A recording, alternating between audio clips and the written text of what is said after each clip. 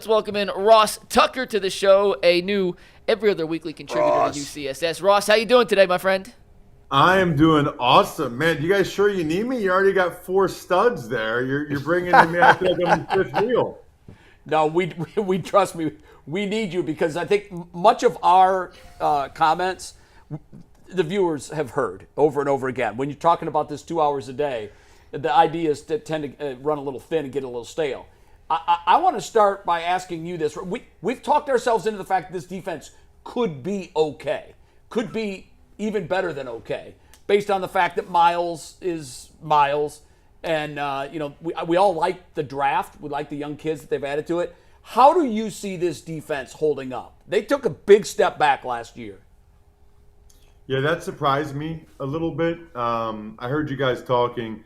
It's such a shame about JOK because the way I looked at it is I really felt like they had difference-making guys at all 3 levels, and you are really, cooking with gas when that's the case, right? I mean, when you have Myles Garrett, who still is obviously arguably the best defensive player in the league, and then JOK at the next level, and then Denzel Ward on the back end, you can see why, Schwartz is able to do a lot of things with that group.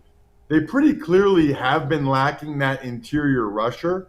So I'm super curious to see what out of not only Mason Graham, but Mike Hall Jr. whenever he plays, because that's a huge component of Schwartz's defense is having those guys, as you guys know, being able to get pressure with just bringing 4. The Emerson injury, it sucks. There's no way around it. I mean, I think you can argue that nickelback, corner in general, but nickel in particular, is like a top 5 or 6 position on the defensive side of the ball. It's just so often where teams are looking on third down. They're involved in the run fits a lot. That's a major, major loss for them already. And we'll see what the young guys can do, right? Not just Mason Graham. Very excited about Schlesinger. I know they are as well. And let's be honest. I mean, for them to be a good defense, they need Graham and Schlesinger to be, I would say, above average starters as rookies, which is possible. I don't know if I'd say likely, but possible. Yeah, how hard is that? Like how, in terms of like, in the league, it's much easier to be great as a rookie running back than it is as a rookie quarterback. So on defense, how hard at defensive tackle and linebacker, how hard is that transition? It's really weird because there are guys. I remember Adam. Like I love going against rookies, right? Like they typically didn't process as quickly. They weren't as good at getting off of blocks. I felt like I could mess with them mentally, jump set them, change things up, and they were thinking a lot. But then there's guys like Ndamukong Suh, who Jim Schwartz had in Detroit, or a guy he had, in Tennessee, Javon Curse. Schwartz has gotten a lot out of rookies on the D-line, that side of the ball, in his history. I mean, both those guys were dominant players right away, and maybe that's the Schwartz secret, is that he lets those guys just go. I think other times you see guys, on D-line as rookies, they're thinking a lot. They're not able to really play fast or as fast as they want to. I think Schwartz has always done a good job of letting his guys just go, and hopefully that's the case with Mason Graham. And even just some of the things I saw from Schlesinger last year and in the preseason. I mean, that guy makes every tackle. It's unbelievable. I did the UCLA-Hawaii game last year in the opener. He didn't even start. I mean, shout out to the UCLA coaches. I don't know what you guys were doing there. They also had the guy that's going to be the Titans' best edge rusher, Femi. They had him playing off-the-ball linebacker. I mean, I don't know. Maybe that's why UCLA hasn't done that well. I don't know. But what matters now for the Browns is that Schlesinger is able to play at a high level pretty much right away. Ross, we was talking about Joe Flacco and what this offensive game plan could potentially look like against the Bengals. We looked at the totals from the time he played in 2023. And the leading rushers were like Jerome Ford with 40 yards and maybe 50 yards here. Like, is this a game where we could look up and Joe Flacco at the end of the game has 40 attempts? Well, I think if that's the case, it probably didn't go well for the Browns. I do not think that that's what Stefanski wants. I think he drafted Quinshon Judkins and Dylan Sampson for a reason. Can you guys give me an update, by the way? Why is Judkins? love- We love have no to. idea. We Yeah. can't get a straight answer I from him. wish. give you an update. The lack of transparency is incredible. I'm so confused on this. Like, I forget whatever the charge was, but there was some charge that It was a domestic violence. No, I know, but I mean, it was dismissed or whatever, Yes. right? Yes, Yes. it was. So I'm like thoroughly confused by what's going on there. The only thing I can figure is that there's going to be some type of NFL discipline, Yes. and the Browns are waiting until that comes down. I mean, they must know more behind the scenes, but Yes. at any rate, I do think that's why Stefanski drafted those guys. I think he wants to get back to outside zone, boots, play action, the things he always did until he switched his offense last year to try to accommodate Deshaun Watson. I fully expect that. I just don't know if they have the horses right now to do it. I don't think Jerome's really that guy. We'll see what Dylan Sampson can be. But I don't know if they have it in them to really be able to do that. You know, the Bengals' pass defense was not good last year. So, you know, that's something that maybe the Browns could choose to attack. I really like what I saw from Jamari Thrash in the preseason. He tore up the Eagles in that game I called. So, still, I think probably the fewer attempts from Flacco, the better off you are. I mean, we all love Joe, but he's not top 10, not top 20 quarterback probably at this stage of his career. So you probably don't want to have to go to that well all that often. Ross, we were talking before you joined us earlier in the show about how there just doesn't seem to be a lot of buzz for this season with the Browns. Maybe the least amount of buzz since I've been covering the team since 2011. What do the Browns have to look forward to this year? Good question. I think if you're a Browns fan, what you should be optimistic about is the trade they made in the draft and being well positioned for next year's draft, which doesn't do much for you this season. Right. But what you get out of this season is you kind of get 3 bites at the apple, right? You get the Joe Flacco bite, and you see if maybe this guy can pick up where he left off a couple years ago, and maybe they can surprise people, play better, win games, be a competitive team. If that doesn't happen, which is entirely possible, then I think you have 2 other bites at the apple with Dillon Gabriel and Shedeur Sanders, right? And I think that, you know, it's always exciting when you have a rookie quarterback and the unknown of that, of what they can be, because we don't know. You know, maybe one of these guys ends up showing that they're a long-time, above-average starting quarterback in the league. Maybe one of them really plays really well, and then those draft choices that you guys just showed can go towards other positions. But I think that's kind of the thing I would like if I'm a Browns fan, is that at least there are stages of things to look forward to this year. You start with Flacco, seeing if this team can be good on defense, can be competitive, the O-line can get back to being dominant like they were a couple years ago and surprise you, win 7 games, you know, maybe be in the mix until the end. If that's not the case, then, hey, we get to see what we have with these 2 young quarterbacks. Either they're good, and that's awesome, we have the next franchise guy, or they're bad, and we're going to draft really high and hopefully get, you know, the answer for the next 15 years here that we've been looking for. Ross, before you came on, we were talking about Myles Garrett and how Jim Schwartz in 23 used him in a really creative way, moved him around the line of scrimmage, lined him up over center, over guards. Last year, he kind of stuck him more in one place and said, I don't trust the other guys on the line. I need Myles where I need him most. You played offensive line at the highest of levels. How much more difficult is it to prepare for a player like Myles when you're not quite certain where he's going to line up on a play-to-play basis? Well, there's a couple schools of thought on that. By the way, if I ever played and a guy did a crossover dribble and beat me for a sack, that would be it. I would quit immediately. Like, what are we even doing here that this guy's doing crossover dribbles on a football field? I mean, it was bad enough that I couldn't cover those guys in high school hoops. Now they're doing these moves to me in pro football at 280 pounds or whatever Myles weighs. So there's 2 schools of thoughts on that, right? You know, it's interesting. I like moving guys around in the sense that you don't know where they are. And so they can hopefully try to get more favorable matchups. The flip side of that is, you know who's done that a lot the last couple of years? Micah Parsons with the Cowboys. And I feel like there's a bunch of plays where they'll run these stunts or these blitzes with Micah, and all that really does is get 2 or 3 offensive linemen involved. And so then you've got 3 guys with eyes on Micah. They know he's doing something, right? So they're all looking, and he runs some blitz or some stunt, and they just eat him up. There's part of me that, and Micah's from right down the street here in Harrisburg, Pennsylvania. I saw his 3rd high school game ever. I texted Penn State, I'm like, yeah, you might want to check this kid out. He's pretty good. But my point is, there are times where I've watched the Cowboys and been like, just let him rush over the guy. You know what I mean? Like, the tackle can't block him.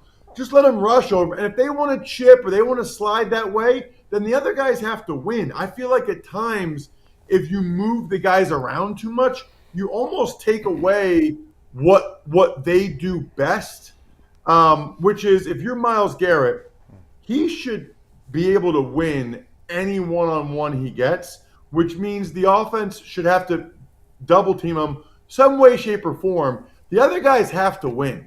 The other guys have to be able to win pure one-on-ones that they know they're getting before the snap. Ross, I want to get back to the quarterbacks here for a minute, because you talked about, the rookies getting their opportunity. And I know you do the film breakdowns. It's always great when you do the film breakdowns with Greg Cosell. And just for our audience, talk to us about, forget all the nonsense and all the craziness from fans. What do you see with Dillon Gabriel? What do you see with Shedeur Sanders in terms of either of them having potential to be a quality starting quarterback in the league? Right. So Dillon Gabriel, to me, he reminds me a lot of Tua Tagovailoa, like a lot. Now, I think he's probably a little bit smaller, probably not quite as accurate, probably not quite. He's like almost like a poor man's Tua Tagovailoa, but he is more mobile than Tua, which Tua does not have. But he is a timing and rhythm player.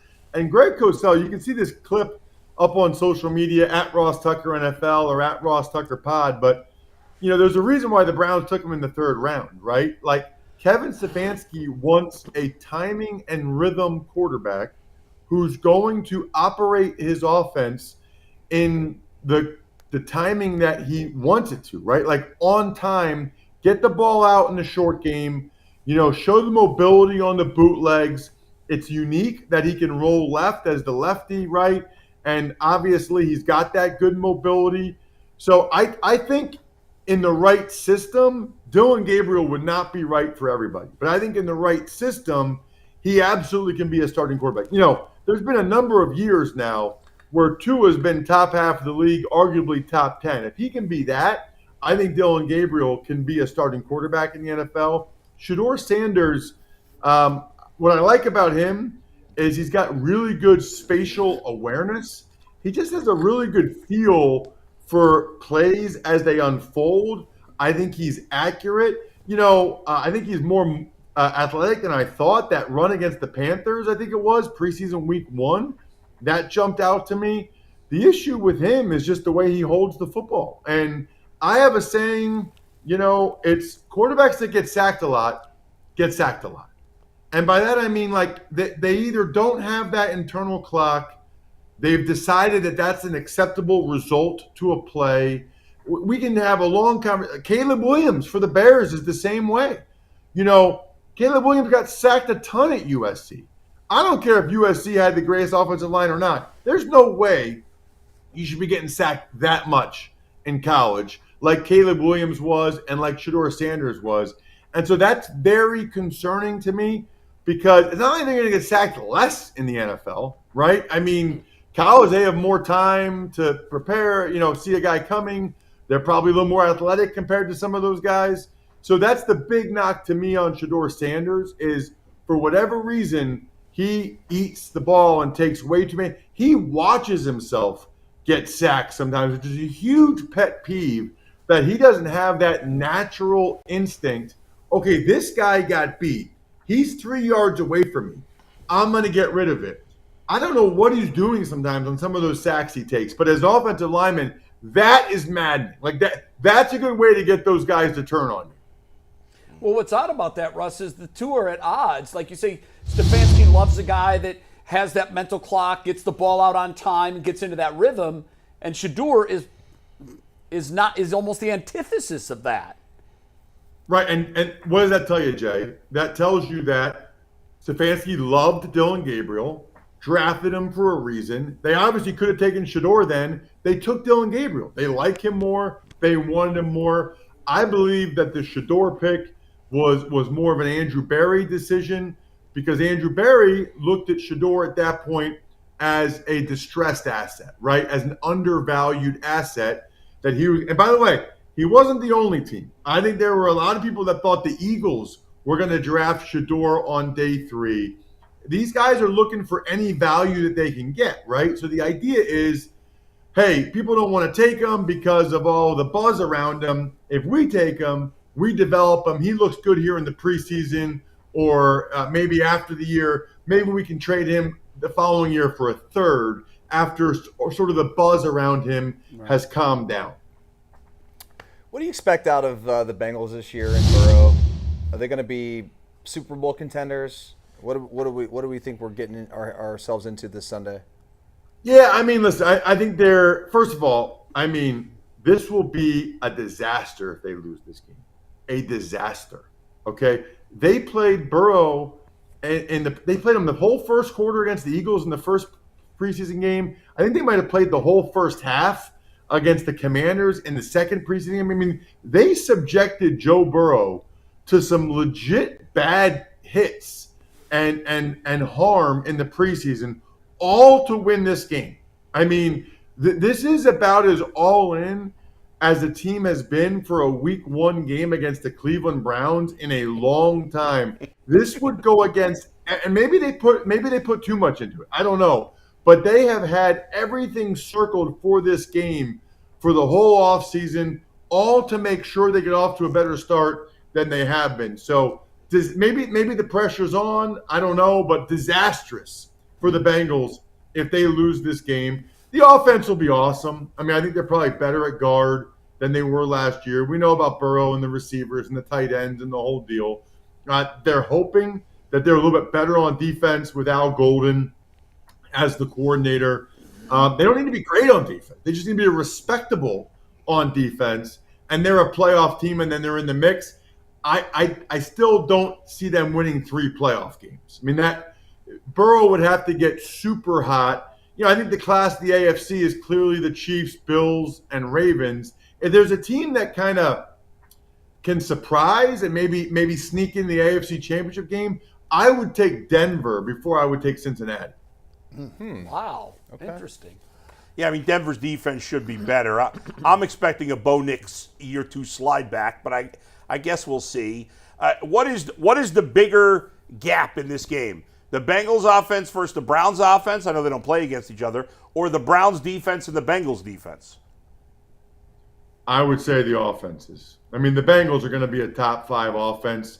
The Browns could very easily be a bottom 5 offense. I mean, and even if the Bengals are a bottom 5 defense, the Browns are not. I would be surprised if the Browns are a top 5 defense. That would be asking a lot from a lot of guys. A huge rebound, yeah. Hey, before we let you go, 2 things. Give us a pick for Sunday, and if you would, throw out a win total. What do you think this Browns team is looking at win total legitimately? Yep, sure. So for Sunday, I will say Bengals 27, Browns 16. And then for the win total, I will put them at 4-13 because they have a very tough schedule to start. I think after the tough schedule, then I think they'll go with a rookie quarterback.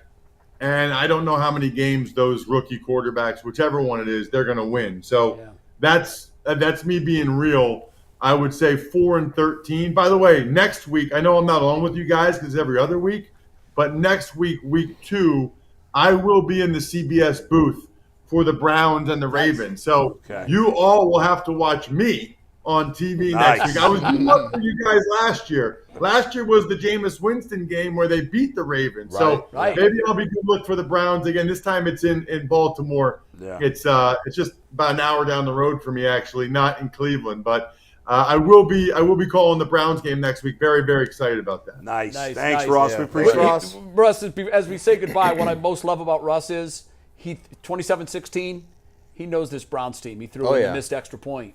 Yeah. He knows Or 3 field Browns goals. team. Or 3 field goals. No, I I was think thinking 3 field goals, but that's okay. I got your back, Ross. Don't worry. I won't Hey. let Jay slander your name like that. Thanks, Ross. I'm going with the missed extra point. Yeah.